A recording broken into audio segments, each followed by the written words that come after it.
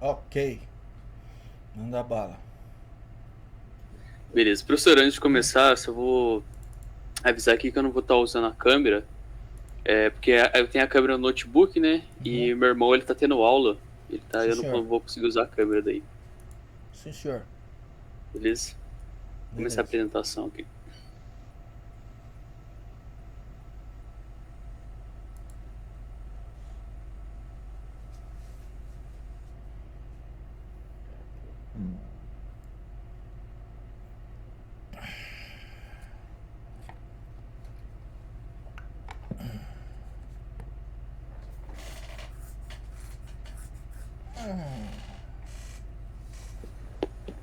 A hora que estiver aparecendo aí, dá um ok. Tá aparecendo, tá beleza. Aparecendo? Tá. Pra mim tá. Beleza. Começar então. Eu sou o Gabriel, a minha dupla é o Luca Big Namimoto, né? E a gente vai estar falando sobre a exponencial de um número complexo. Apesar do tema ser a exponencial do número complexo, o livro traz alguns temas antes de estar falando especificamente da exponencial. E então essa apresentação vai ser dividida em duas partes. Uma parte, o que vai estar falando é eu, que é a primeira, que eu vou falar sobre as propriedades do valor absoluto e sobre as raízes enésimas. E num segundo momento, o Luca vai estar falando aí sobre a exponencial e vai estar desenvolvendo ela e mostrando suas propriedades. Então, começando aqui, falando sobre as propriedades do valor absoluto do número complexo, algumas dessas propriedades a gente, na verdade quase todas, a gente já viu para os números reais. Muda bem pouca coisa quando a gente está mencionando os números complexos, né? Mas aqui a gente vai estar mostrando ela. Eu vou estar mostrando essas. São 7 propriedades que o livro traz. Eu vou estar mostrando 3 primeiro aqui, que são umas propriedades mais diretas para a gente estar olhando, né? Dando uma olhada. Então a primeira é que o módulo de Z é sempre maior ou igual a zero. Isso a gente já viu nos reais, é bem tranquilo de estar provando essas coisas. Então, se o módulo de Z vai ser igual a zero, somente se Z for igual a zero também. A outra propriedade que a gente tem é que o módulo de Z é igual ao módulo do oposto de Z. Então, é isso que o valor absoluto traz pra gente, né? O módulo de Z precisa ser igual ao módulo do oposto dele, o valor negativo dele, no caso. E a nossa terceira aqui está falando que a parte real de Z, o módulo da parte real de Z, é menor ou igual ao módulo de Z, e a parte imaginária de Z também é menor ou igual a Z. Isso aqui é bem fácil de visualizar, essas três, inclusive o livro fala que elas são de forma bem direta, para conseguir visualizar essas informações. A última, principalmente, né? O número complexo ele é composto de uma parte real e uma parte imaginária. Então, não é difícil de ver que se você pegar uma dessas partes e comparar com o número inteiro, elas vão continuar sendo menores, inclusive o módulo delas, né? Elas vão continuar sendo menores. Agora a gente tem algumas outras propriedades aqui que elas não são tão diretas. A gente precisa ter uma sacada ali para estar provando elas. Então, começando pela primeira aqui, que é a famosa desigualdade do triângulo, né? Na verdade está errado. Tinha que ser na de baixo, coloquei errado aqui. A desigualdade do triângulo seria essa daqui. Acabei comendo bronha aqui. Então essa primeira aqui, ela está falando pra gente que uma propriedade que tem que o módulo do produto entre Z1 vezes Z2 é menor ou igual a Z1, que o módulo de Z1 vezes o módulo de Z2. O livro traz essas provas. Eu não vou estar mostrando a prova das propriedades aqui, porque no livro está bem feitinho. Tá? Então, se alguém tiver alguma dúvida de como isso é provado, acho que olhar no livro é legal. Né? E essa propriedade que ela tem uma sacada, que ele usa essa expressão aqui, o módulo de Z1 vezes Z2, ele vai provar isso daqui, né? Só que ele eleva ao quadrado, então ele usa aquela propriedade que o João e o Vitor Hugo já falou ontem, que é sobre o igualar isso ao módulo de Z1, por exemplo, vezes o seu conjugado, o módulo do seu conjugado. Então é assim que ele prova essa primeira aqui. Essa segunda, que na verdade então é a desigualdade do triângulo, é bem conhecida, ela já é um pouco mais dificinho de provar do que a de cima. Ela nos mostra que o módulo de Z1 mais Z2 é menor ou igual ao módulo de Z1 mais o módulo de Z2. Isso aqui então, né, falando geometricamente assim, a gente está falando que os lados de um triângulo pode ser maior ou igual, a soma dos lados de um triângulo é maior ou igual que a sua hipotenusa, né? A gente tem também aqui uma outra propriedade que é importante também, está bem provada no livro, e mostra que o módulo de Z1 menos o módulo de Z2 é menor ou igual que o módulo de Z1 mais Z2. E a de baixo é se a gente inverter esse valor de Z2 com Z1, a gente ainda obtém o mesmo resultado, né? Então o módulo de Z2 menos o módulo de Z1 continua menor ou igual que o módulo de Z1 mais Z2. Então, para a gente entender mais ou menos como é que a gente pode usar essa propriedade, eu vi um exercício lá no livro e eu resolvi ele. A forma que eu resolvi foi tentando mostrar, usando essa propriedade, uma das propriedades aqui, no caso é essa propriedade do produto de Z1 vezes Z2 do módulo dele é igual a o módulo de Z1 vezes o módulo de Z2. Então vou fazer aqui um exercício só para a gente ter uma noção como que a gente pode usar essa propriedade em um exercício. Nesse caso aqui a gente precisava mostrar que o módulo de 2 mais i sobre 2 menos i raiz de cubo de raiz de 3 ao quadrado é igual a 5 sétimos. Aqui tem uma sacada, né? E a gente precisa lembrar que o módulo de um número complexo ao quadrado pode ser escrito dessa forma aqui. O módulo do número complexo ao quadrado é igual ao módulo do número complexo vezes o módulo do seu conjugado. A gente pode reescrever isso de uma outra forma para ficar mais fácil. Aqui no caso, para facilitar a visualização, a gente pode usar aqui como os dois números complexos, chamar isso aqui com dois números complexos. A gente tem um número complexo aqui em cima, 2 mais i, e um outro aqui embaixo. Então a gente pode tomar Z1 como sendo 2 mais i, e Z2 como 1 sobre... Acho que está ficando na frente do negocinho. E eu não vou usar o mouse não. E Z2 como 1 sobre 2 menos i raiz de 3. Bom, o conjugado de Z1 vai ser então 2 menos i. A gente só inverte o símbolo aqui, ó, o símbolo do número imaginário. E Z2 conjugado vai ser igual a 1, 2 mais i raiz de 3. De novo, a gente só inverteu o símbolo aqui no número conjugado, no número imaginário. Então, a gente pode começar fazendo dessa forma aqui, ó. Se o módulo de Z1 vezes Z2 ao quadrado, a gente pode escrever daquela maneira lá, né? Dessa maneira que da sua forma conjugada vezes o seu próprio valor, o módulo do seu valor. A gente pode reescrever esse Z1 vezes Z2 aqui também, né? Então aqui a gente já pode aplicar a propriedade. Aqui a gente aplicando a propriedade lá, a gente consegue separar os módulos para cada número. Então a gente separa aqui Z1 ao quadrado, o módulo de Z1 ao quadrado, vezes o módulo de Z2 ao quadrado, fica igual ao módulo de Z1, vezes o módulo de Z2, vezes os módulos dos seus conjugados, respectivamente. Se a gente ordena isso daqui, que é o módulo de Z1 vezes o módulo do conjugado de Z1, a gente pode chegar naquela expressão, né, que a gente tinha visto antes, e resolver essa equação.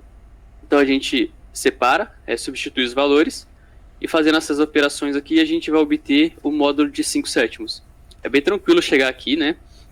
É bem fácil visualizar isso também. Nessa forma aqui que eu fiz, talvez eu tenha dado muitas voltas, mas eu acho que fica mais fácil a gente ver um exemplo simples, como uma propriedade pode estar funcionando. Então, se dá o módulo de 5 sétimos, 5 sétimos já é positivo, a gente só tira o módulo dele, e a gente acabou provando aqui essa expressão usando essa propriedade. É bem tranquilo, então, de estar mostrando ela. Falando agora sobre as raízes enésimas. Bom, a gente já ouviu falar de raízes enésimas, né? Principalmente nos reais, a gente vê toda hora, e a gente às vezes não para muito para pensar como que funciona e tal, mas aqui eu vou dar só uma breve, falar bem rapidinho, só para a gente ter uma noção e poder introduzir os números complexos, como é que a gente pode definir isso para os complexos. Então, nos reais, quando a gente toma um real positivo x e o inteiro positivo par n, vão existir dois números reais y, tal que y elevado a n vai ser igual a x. Sendo um positivo e outro negativo, o valor que y vai assumir. Então esse aqui é um exemplo bem tranquilo, a gente já viu isso várias vezes, né? Por exemplo, se n for 2 e x for igual a 4, o valor de y pode ser tanto menos 2 quanto 2. Né? Então ele vai assumir dois valores quando n é par. E a gente pode denotar esse número y aí por ser na raiz enésima de x, nesse caso aqui. Então ele vai representar um número positivo y que vai satisfazer essa expressão, no caso de par. E quando o n é ímpar, existe um único número y tal que y elevado a n é igual a x, e ele também pode ser denotado dessa forma. Então quando o n é ímpar aqui, a gente só vai ter um valor que vai representar y, por exemplo, n é igual a 3 e x é igual a 8, é igual a menos 8, o único valor que y pode assumir aqui é menos 2. Se ele assumir 2, ele vira 8 e já é outro resultado. Então o único valor que ele vai assumir vai ser menos 8. Menos 2. Bom, visto isso nos reais, vamos então tentar definir isso como isso pode ser definido para os complexos, né? Então, no caso de um z pertencente aos complexos, esse z diferente de zero, e um n pertencente aos naturais, vão existir exatamente n números complexos distintos, tal que w elevado a n vai ser igual a z. W também é um número complexo, né? E quando a gente eleva ele a n, quando a gente tenta descobrir as raízes de z aqui, a gente vai saber que vai existir n números complexos distintos. Isso é suportado pelo teorema fundamental da álgebra, que diz pra gente que um polinômio de grau n, ele vai ter algumas raízes complexas lá e vai ter exatamente n raízes, né? É mais ou menos assim que o teorema fala. O Victor Hugo ele passou mais por cima, ele falou melhor ontem do teorema, então não vou falar muito agora. Mas é baseado nisso, né, que a gente consegue estar pegando essas n raízes. Então vamos considerar w e z escritos na forma polar, que a gente vai tentar estar mostrando isso, né? Então, se a gente consegue usar de Moivre, que é uma fórmula que existe, que foi falada ontem também, a gente consegue reescrever esses dois números aqui na forma polar, e essa potência, n, ela acaba entrando para dentro do cosseno e do seno. Então ela acaba entrando aqui, e a gente consegue reescrever ele dessa forma. Então a gente vai ter que P de n, P elevado a n, multiplica o cosseno de n ρ, mais I seno de n ρ. E isso fica igual a R, cosseno θ, mais I seno θ. Então a gente só reescreveu essa expressão aqui na sua forma polar. Uma forma polar bem geral, para a gente ter uma noção. Então com isso, a gente tem que P elevado a n fica igual ao cosseno de n ρ. E que também R fica igual ao cosseno de θ. Né? A gente consegue fazer o produto aqui, né, o famoso chuveirinho, e a gente consegue obter essa relação aqui, já que é uma igualdade, a gente precisa que isso seja igual, né? Então P também elevado a n é igual a seno de n ρ, e que é igual a R seno de θ. Então disso aí a gente consegue tirar que P elevado a n é igual a R. E vale lembrar que nesses casos aqui, P e R, eles pertencem aos reais, porque eles são o módulo, né, ele é a distância ali do vetorzinho que o número complexo faz no plano. E seno de n ρ fica igual a seno de θ, e o cosseno de n ρ também fica igual a cosseno de θ. Então aqui a gente tem mais uma relação que a gente precisa resolver. E para resolver nesse caso, a gente tem que o n ρ precisa ser igual a θ mais 2κπ.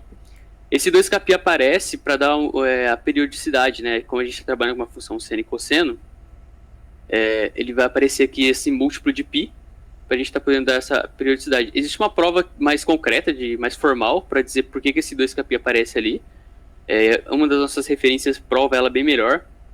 Eu não trouxe essa prova porque ela é mais complicadinha, preferi não estar mencionando ela. Então aqui a gente precisa colocar esse 2κπ aqui, e esse k pertence aos inteiros. Agora, se a gente olhar isso, a gente percebe que, como k pertence aos inteiros, a gente tem infinitas soluções. Mas, na verdade, não é isso que acontece. Porque vai ter um momento, por conta da periodicidade, né, disso que ficar se repetindo no intervalo, em intervalos os valores ficarem se repetindo, a gente vai ver que basta a gente pegar uma parte do conjunto ali, e que a gente vai obter as raízes que a gente precisa, que são as N raízes necessárias para provar as raízes de R, de P. O que é chuveirinho, hein? Chuveirinho é aquela multiplicação que você faz. Tipo, eu não sei como é que fala o nome formal dela. Aí você pega P, multiplica por cosseno, P multiplica aqui por seno. Então você faz. Se você desenha uma linha aqui, fica igual um chuveirinho. Propriedade distributiva. Distributivo, exato. Nome informal pega melhor. Então a gente, voltando aqui, né? A gente trabalhando aqui com Rho. Se a gente passar o N dividindo, a gente tem então que o ângulo que nós para igualar aquelas expressões fica como θ sobre N mais 2kπ sobre N. E esse K pertence aos inteiros. E também que P, né, reescrevendo aqui de uma melhor forma, fica igual a raiz enésima de R. E a gente faz isso porque a gente está lembrando que P e R são reais. Então a gente pode voltar aqui, como foi mencionado aqui, e trabalhar como se fosse um real. Né, porque na verdade eles são reais. Então, isso vai seguir que P é a raiz enésima positiva de R. Então a gente pode reescrever isso da forma W igual a raiz enésima de Z, aqui a gente está mexendo com os complexos mesmos, e isso é igual a raiz enésima de R cosseno, R vezes o cosseno de θ mais 2kπ sobre N, mais I seno de θ mais 2kπ sobre N. Então essa aqui é a forma geral que a gente usa para as raízes enésimas, e o K agora, a gente pode definir um intervalo para ele. Esse intervalo pode ser qualquer um, mas normalmente é usado esse daqui. E ele vai variar de 0 até n-1. Então aqui a gente tem as nossas n raízes distintas, né? Para esses valores aqui. Se por um motivo você quiser até testar aí, se você trocar por k, você vai ver que se você substituir esse k aqui por n, na verdade, você vai ver que vai cair na mesma raiz que 0. Né? Então não vai perder muita coisa aí. O conjunto vai se repetir em algum momento. Então é definido esse intervalo aqui por questões, não sei bem, acho que é por conta quando você divide K dividido por N, o resto dessa divisão sempre vai ser esses valores aqui. Então a gente pode falar que o número complexo A diferente de 0, ele vai possuir N raízes enésimas, Z0, Z1 até Zn-1, todas com o mesmo módulo, né? P igual a raiz enésima do módulo de A, e com esses seguintes argumentos aqui. Rho de K vai ser igual a θn mais 2kπ sobre N. E esse K vai estar variando entre 0, 1 até n-1. Se a gente coloca isso no nosso plano, né, a gente vai obter um círculo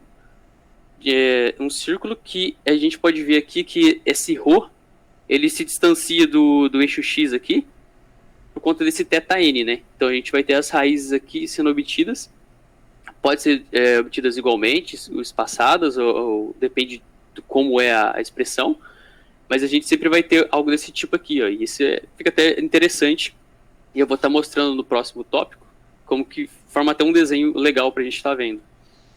Né? Então nesse caso aqui, então, as raízes são formadas, né? E vamos pro próximo tópico agora. Então o próximo tópico é meio que ele herda, né, ele pega a expressão anterior e começa a achar alguns padrões que a gente pode encontrar durante os cálculos, durante o estudo dos números das raízes enésimas. E tem uma questão que é quando R for igual a 1. Né? Quando o R é 1, o ângulo θ ele vai assumir o valor 0. E a gente pode resumir aquela fórmula lá. Isso aqui é bem tranquilo de estar visualizando. Né? É só a gente pegar isso aqui e fazer θ virar 0 que a gente consegue obter essa expressão. Essa expressão diz aqui, ó, como o R é 1, né? Como a distância do número complexo vira 1. Então a gente ignora o 1 aqui praticamente, né? E fica cosseno de 2kπ sobre N, o θ some, o θ sobre N, mas I seno de 2kπ sobre N, e é o mesmo intervalo, e é K variando de 0 até N-1. Então se a gente chamar o Z, que é o número complexo que está aqui na frente, como o cosseno 1, né? 1 vezes o cosseno de 2π sobre N mais 1 vezes I seno de 2π sobre N, e usando De Moivre de novo, novamente, a gente pode simplificar como a gente pode expressar as raízes enésimas da unidade. a gente pode escrever elas dessa forma ali, ó, que tá aí embaixo, que deve estar sendo tampado agora. Acho que já vai sumir.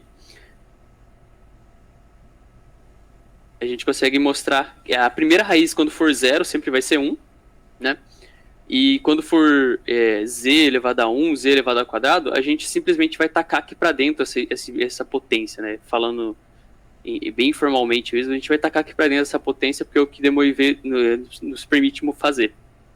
E assim a gente consegue obter essas raízes de uma forma mais simplificada, igual está mostrando aí embaixo. Então, por exemplo, falando das raízes da unidade, né? É bem legal ver elas quando elas estão representadas geometricamente. No caso da raiz quadrada, as raízes dela vai ser 1 e menos 1. É bem tranquilo de ver, é só a gente pegar, substituir por 0 e por menos 1. A primeira raiz, que é a raiz, raiz 0, vamos dizer assim, sempre vai ser 1. Né? E depende de qual raiz qual raiz da unidade você está procurando. A 3, os valores, as próximas raízes vão estar variando. E as raízes quartas da unidade, por exemplo, são 1, i, menos 1 e menos i.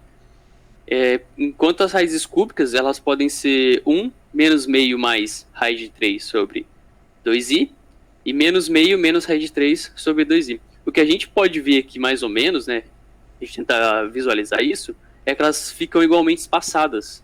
Isso é uma propriedade bem interessante das raízes da unidade.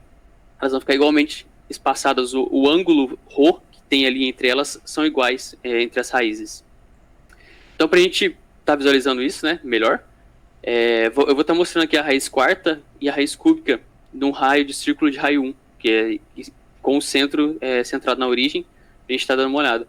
Então aqui, quando n é igual a 3, por exemplo, a gente tem essas raízes que eu mencionei ali, e a gente consegue, para n maior ou igual a 3, a gente consegue desenhar um polinômio com os vértices sendo as próprias raízes. Então, por exemplo, aqui a gente consegue escrever um triângulo inscrito num círculo. Esse círculo é o círculo de raio 1, que foi mencionado, e a gente, como a gente está trabalhando com a unidade, isso é legal e a gente consegue ver melhor a representação. Então aqui, se a gente puxa uma linha daqui até o centro, a gente vê que está realmente igualmente espaçado, né? As seções que sobram aqui têm as mesmas áreas. Então esse aqui é no caso de n igual a 3, e para n igual a 4, a gente tem aqui o 1, i, menos 1 e menos i. Então a gente consegue mostrar aqui que fica um quadrado inscrito nesse círculo. E decorrente disso também, existem também as raízes primitivas. Raízes primitivas da unidade. E a gente diz que vai ser uma raiz primitiva para qualquer w diferente de 1. Então, quando, por exemplo, é 0, né? Quando o θ é 0, e a gente está fazendo o primeiro cálculo da raiz, aquele ali não é uma raiz primitiva. Esse 1 é ignorado. E esse n precisa ser o menor inteiro positivo, tal que w de n já seja igual a 1. Então aqui é a mesma expressão da raiz da unidade, né, raízes da unidade, e a gente sabe que o primeiro cálculo, por exemplo, a raiz 0 não porque ela não está definida nesse caso. Mas se for a raiz 1, ela sempre vai ser primitiva. E se você substituir aqui, vai ficar 2π, porque tá w elevado a 1, né? Então fica 2π. Então, se a gente está lidando aqui com n igual a 4, 2π sobre 4 vai ser π meio, ele vai ser já uma raiz primitiva. Se você levar a oitava, vai ficar 2 sobre 8, que é 1/4, π a quarta também vai ser uma raiz primitiva. O cosseno de π a quarta vezes o seno de π a quarta também vai ser uma raiz primitiva. Só que ela não pode ser, ela não necessariamente é única, né? Então, a gente pode achar outras raízes aí em decorrência disso. Então, em outras palavras, pela forma que eu compreendi dessa parte, né, uma raiz primitiva ela só é uma raiz primitiva da unidade se ela já não foi obtida antes para um n menor que k. Então, por exemplo, se eu estou calculando aqui no caso de n igual a 4, né, i é uma raiz primitiva, porque ele não apareceu para n igual a 2, não apareceu para n igual a 1 e não apareceu para n igual a 3. Então, i é uma raiz primitiva para n igual a 4. Só que para n igual a 8, esse i também vai aparecer e ele não é mais uma raiz primitiva. Então, nesse caso aqui, menos 1, né, para n igual a 4, não é raiz primitiva e menos i é. Então, sobra só i e menos i como raízes primitivas para n igual a 4. E para n igual a 3, a gente ignora o 1, né, em ambos os casos, que eles não são raízes primitivas. Para n igual a 3, ambas aqui também são raízes primitivas. Se a gente for fazer para n igual a 5, a gente vai obter, se eu não me engano, a gente obtém essas raízes e elas não são mais raízes primitivas. Da minha parte é isso. Eu vou estar passando agora então para o Luca, tá podendo falar da exponencial. É isso, eu agradeço a atenção de todos. Vou compartilhar aqui, peraí.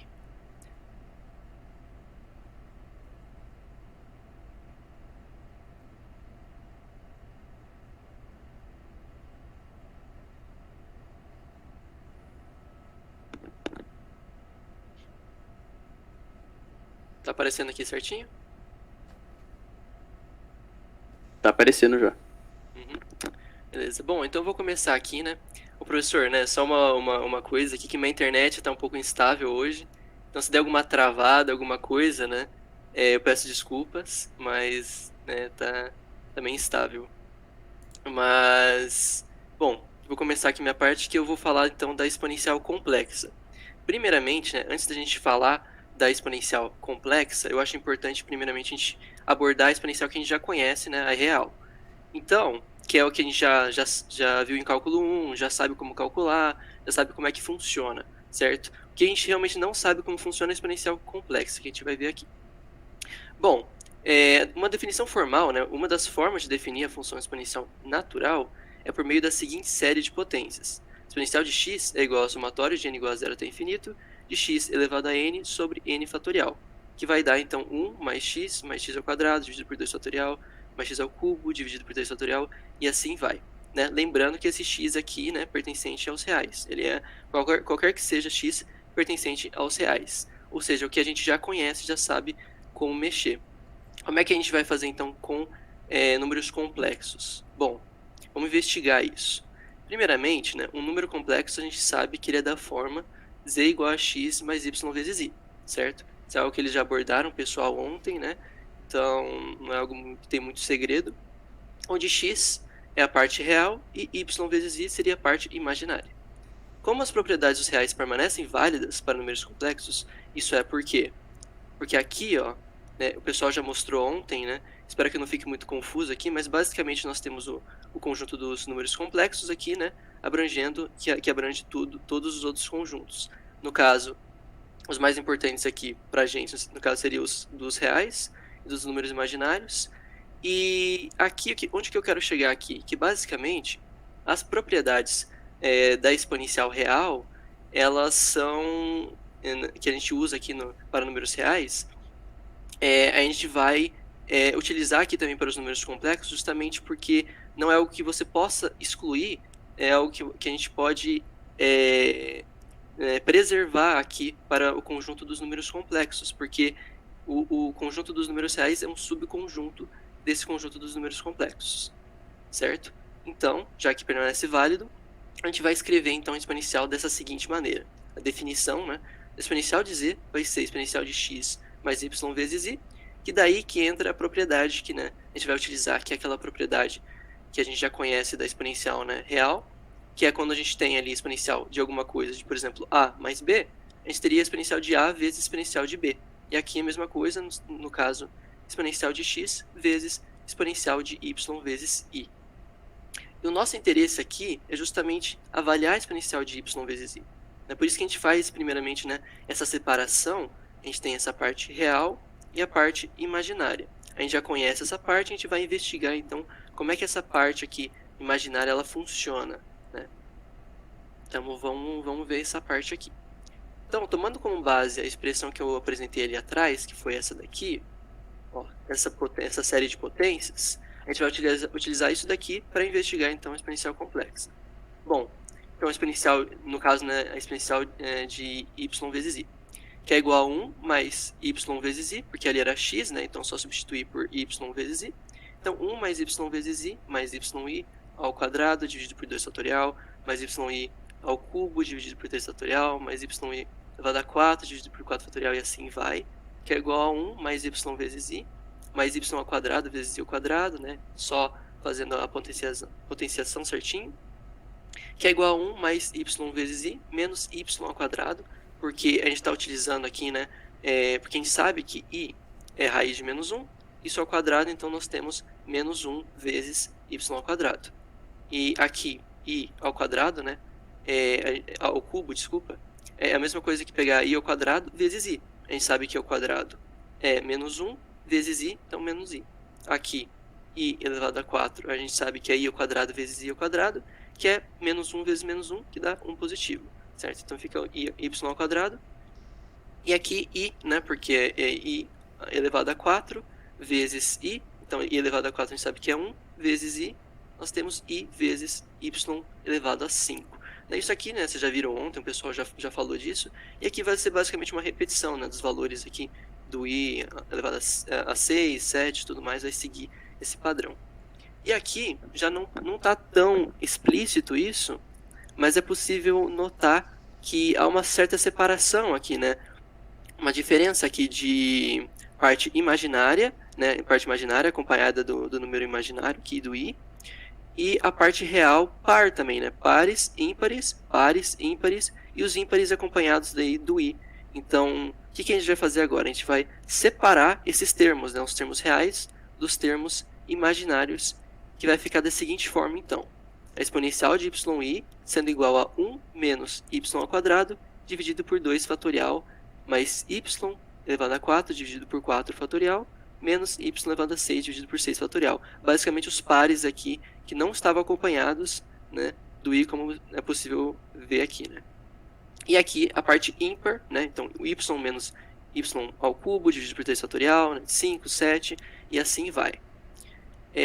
Agora, o que a gente pode fazer para simplificar isso aqui ainda mais, para chegar a algum lugar, né, numa expressão legal, mais interessante, o que a gente pode utilizar aqui é o seno de x e o cosseno de x, porque eles têm séries de potência que podem representar eles, né, que é basicamente, para seno de x, nós temos o somatório de n igual a 0 até infinito, de menos 1 elevado a n vezes x elevado a 2n mais 1, dividido por 2n mais 1 fatorial, que é igual a x menos x ao cubo, dividido por 3 fatorial, mais x elevado a 5, dividido por 5 fatorial, né, menos x elevado a 7, dividido por 7 fatorial, que é essa parte aqui ímpar, né?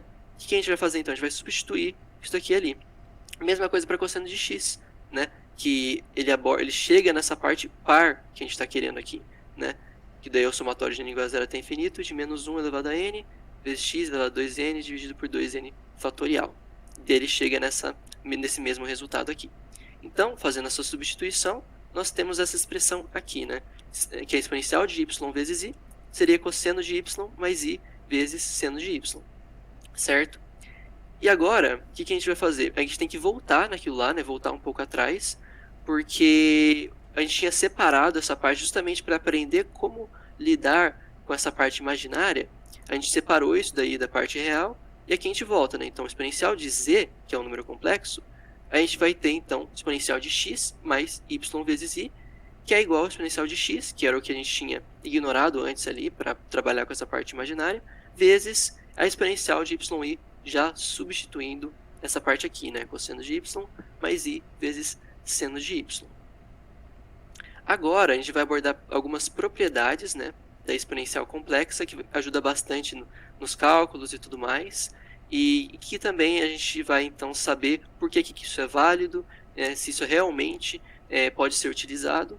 Então, né, tendo em mente as definições da exponencial que eu apresentei e as propriedades das funções reais de seno de x, cosseno de x e a exponencial de x, nós temos então as seguintes propriedades. Nós temos que a exponencial de z1 vezes a exponencial de z2 é igual a exponencial de z1 mais z2, a exponencial de menos z é igual a 1 sobre a exponencial de z, a exponencial de z elevado a n é igual a exponencial de n vezes z, sendo n um número inteiro, a exponencial de z é diferente de zero para todo z, o módulo da exponencial de z é igual a exponencial da parte real de z, e a exponencial de z é igual a 1 se e somente se z for igual a 2 vezes k π vezes i, sendo k um número inteiro. E por último, né, a propriedade aqui, deixa eu até pegar o laser que eu tinha esquecido, que a exponencial de z1 sobre a exponencial de z2 é igual a exponencial de z1 menos z2. Eu não vou provar todas aqui, inclusive quem quiser ver de forma mais detalhista, isso daqui de forma mais aprofundada, né? Pode estar vendo o livro, ou até outras referências que a gente vai passar ali no finalzinho, mas eu vou passar pelo menos algumas delas, eu vou provar aqui, começando pela exponencial de Z1 vezes exponencial de Z2, que é igual a exponencial de Z1 mais Z2, né? Então vamos ver se isso aqui realmente é válido, se a gente pode realmente fazer isso. Bom, Z1 a gente sabe que é x1 mais i vezes y1, certo? Z2, por sua vez, é x2 mais i vezes y2. Então, a exponencial de Z1 vezes exponencial de Z2 vai ser exponencial de x1 vezes cosseno de y1 mais i seno de y1, que é basicamente a parte imaginária, certo? Que eu já substituí aqui direto. Então, seria exponencial de yi, né? Ou i vezes y1, né? No caso. Então, já substituí aqui. Vezes e x2, né? Vezes a exponencial de i y2, já substituindo por cosseno de y2, mais i seno de y2, tá? Né? Que a gente utilizou basicamente isso daqui, tá? Agora, o que a gente vai fazer? A gente vai simplesmente multiplicar, né? Então, exponencial de x1 vezes exponencial de x2 vezes cosseno de y1 vezes cosseno de y2 menos seno de y1 vezes seno de y2 mais i vezes seno de y1 vezes cosseno de y2 mais cosseno de y1 vezes seno de y2. Basicamente fazendo essa multiplicaçãozinha aqui. A gente usa aquela propriedade, né? Então, usa essa propriedade aqui no caso para os reais, né? Exponencial de x1 mais x2 vezes cosseno de y1 mais y2 mais i vezes seno de y1 mais y2. Agora, o que a gente pode fazer para melhorar isso daqui ainda mais? Bom, a gente sabe que cosseno de y mais i vezes seno de y é igual a exponencial de i vezes y, certo? Basicamente o que a gente tinha utilizado aqui, já direto, né? Então, o que a gente pode fazer é simplesmente substituir os dois termos aí. O que vai acontecer então? A gente vai ficar com exponencial de z1 vezes exponencial de z2, sendo então igual a exponencial de x1 mais x2 vezes exponencial de i vezes y1 mais y2, né? Então, que seria exponencial de y1i, y2i, certo? Que daí é exatamente essa parte aqui. E assim fica exponencial de z1 vezes exponencial de z2 como exponencial de x1 mais x2 mais i vezes y1 mais y2. Simplesmente voltando um passo aqui atrás, que a gente tinha separado, né? Estava separadinho a parte real e parte imaginária. E agora a gente junta aqui, né? Utilizando aquela propriedade que a gente vai somar aqui as potências. Beleza? Então, e daí a gente chega nesse resultado aqui, que exponencial de z1 vezes exponencial de z2 é igual a exponencial de z1 mais z2, justamente porque x1 mais i, né? x1 mais i vezes y1 seria z1 e x2 mais i y2 seria z2. Então a gente chega nesse resultado aqui. Agora, vamos então provar que a exponencial de menos z é igual a 1 sobre exponencial de z. Bom, primeiramente, né, a gente dá para perceber, né, que a exponencial de menos z seria exponencial de menos x vezes exponencial de menos i vezes y, porque a gente está basicamente trocando o sinal aqui, certo? Que é igual a 1 sobre exponencial de x, né, invertendo, vezes cosseno de menos y mais i vezes seno de menos y, por causa do sinal negativo. O que vai acontecer agora? Bom, a gente sabe que cosseno é uma função par, né, pela simétrica. Então, o que acontece daí? A gente sabe que cosseno de menos a, por exemplo, é cosseno de a. Nesse caso aqui, cosseno de menos y fica cosseno de y já positivo. Já seno é uma função ímpar, ou seja, seno de menos a seria menos seno de a. Então, nesse caso, seno de menos y, nós temos menos i vezes seno de y.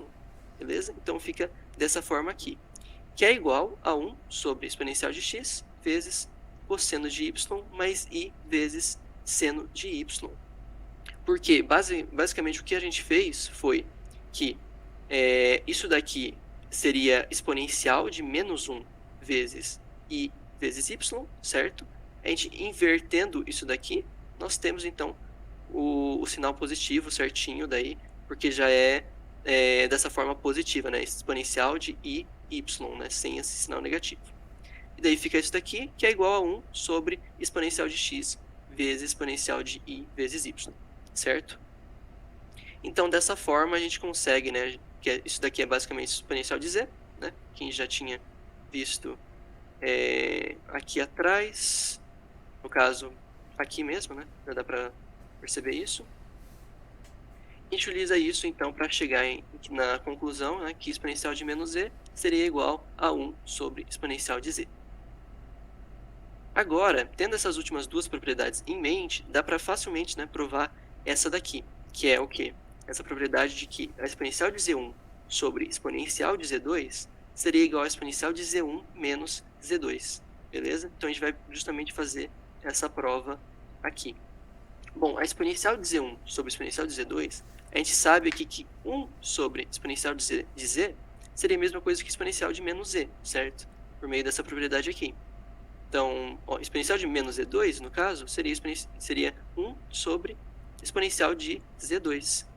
Beleza? Então, a gente chega nessa parte aqui, né, que exponencial de z1 sobre exponencial de z2 seria igual a exponencial de z1 menos z2. Por quê? Porque a gente está utilizando aquela outra propriedade, né, essa daqui. Então, multiplicando aqui, a gente vai simplesmente juntar, sendo, então, igual a z1 menos z2, certo? Exponencial de z1 menos z2.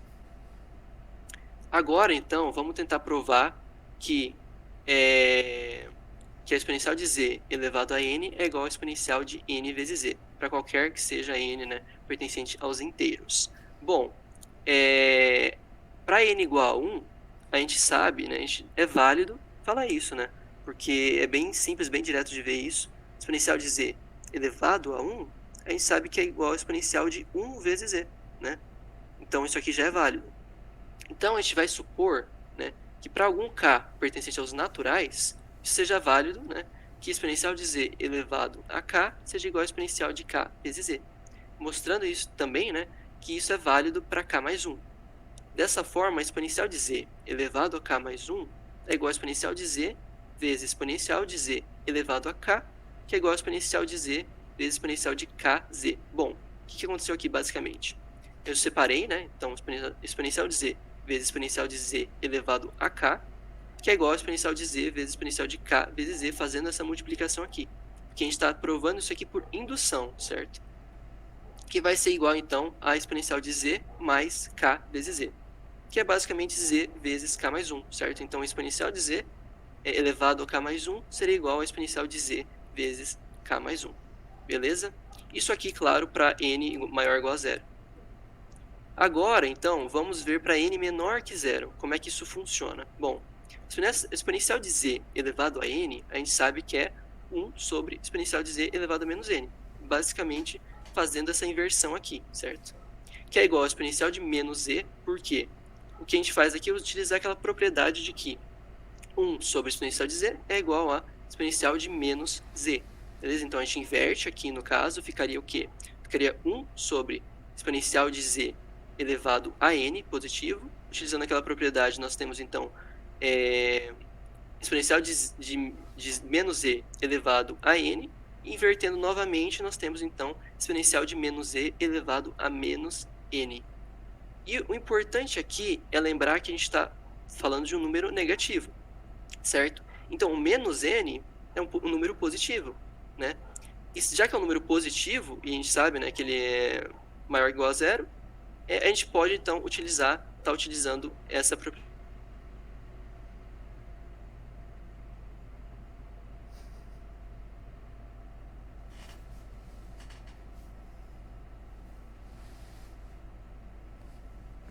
aqui.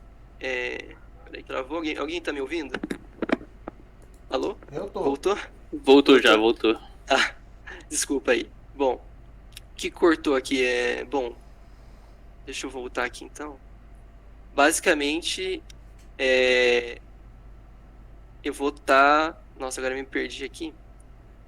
Você estava usando a parte positiva para a parte Isso, pra provar a negativa. basicamente, eu voltei aqui justamente porque aqui, né, a gente já provou isso daqui para os naturais, então aqui a gente pode utilizar isso para menos n, certo? Então, menos n vezes menos z, nós temos então o exponencial de n vezes z, beleza? Então, o exponencial de z elevado a n, sendo igual, então, a exponencial de n vezes z para n menor que 0. Já para n igual a 0, né, que também é importante a gente verificar, a exponencial de z elevado a 0 é igual a exponencial de z elevado a k menos k, que dá 0, certo? Então, exponencial de z elevado a k vezes exponencial de z menos k. Isso aqui é igual, né, a isso daqui. Basicamente fazendo essa separação. E k, daí, a gente multiplica aqui com z, fica a exponencial de k vezes z, vezes 1 sobre a exponencial de k vezes z. Basicamente fazendo a inversão e, então, obtendo o resultado 1, certo? Então, a gente já vê que isso funciona também para zero certinho, porque exponencial de z elevado a zero, a gente pode fazer, então, como que isso é igual a exponencial de z vezes zero, certo? E z vezes zero, zero, exponencial de zero, 1, né? Certinho, então. E da minha parte, então, né, da nossa apresentação, é isso, né? Caso alguém queira se aprofundar mais, ver certinho, né, mais detalhes sobre as provas, sobre outros conteúdos ali, sobre a exponencial complexa, né, tem essas referências, o que a gente mais utilizou, né, para a nossa apresentação, principalmente o livro, né, que ele tem ele prova bem as coisas, é bem detalhado, bem certinho. Então, caso alguém, né, esteja curioso e quiser estudar um pouco mais a respeito disso, né, eu recomendo bastante vocês verem o livro. Então, eu espero, né, que a gente tenha sido bem claro. Caso alguém tenha alguma dúvida ou tenha ficado alguma coisa confusa, né, do que a gente apresentou, por favor, né, pode falar com a gente aí, que a gente vai tentar responder da melhor forma possível qualquer dúvida que tiver, né? E é basicamente isso. Obrigado pela atenção. Beleza. Então, galera, quem tiver dúvida, fazer pergunta.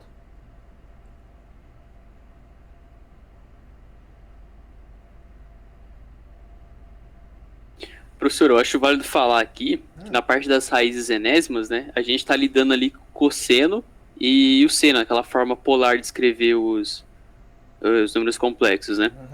Mas agora que o Luca definiu a exponencial, às vezes para a pessoa fazer o cálculo, às vezes fica mais fácil também usar a exponencial. Eu acho que eu esqueci de mencionar isso, mas dependendo de como pode ser feito o cálculo, pode usar a exponencial para estar calculando ali também. Tá certinho.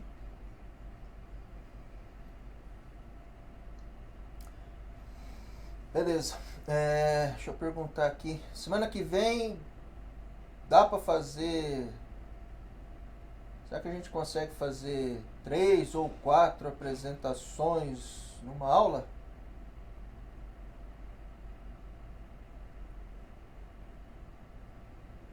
Quem é que vai apresentar semana que vem que tá aqui na sala?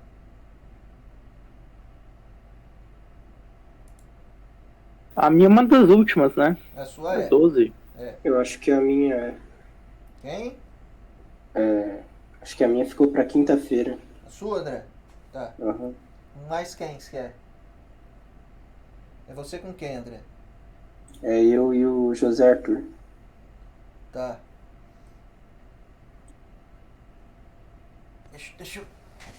Deixa eu ver aqui uma coisa. Pera aí um pouquinho.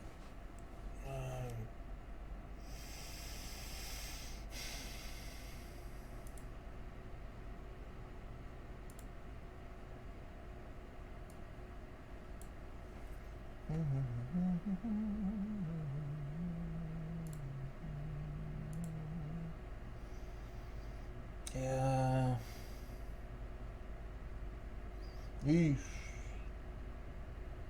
Não. 3.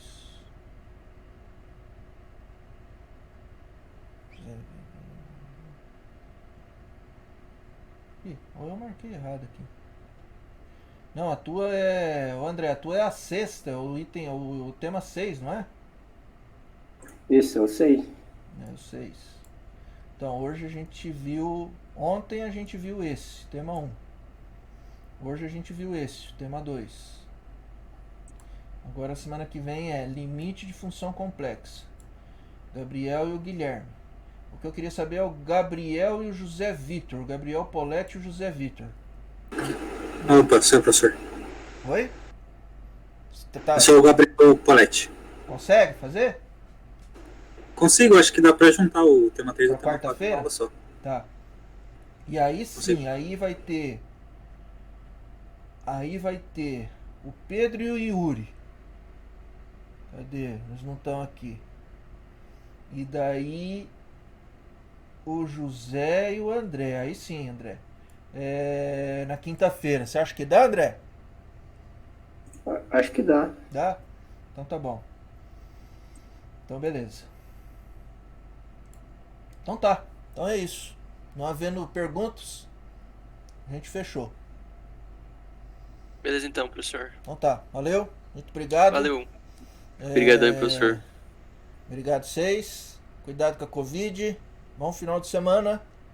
Se cuidem, hein? Valeu, Você professor. também, professor. Eu também. Tchau. Se cuida aí. Bom final de Deixar. semana. Tchau, tchau. Tchau.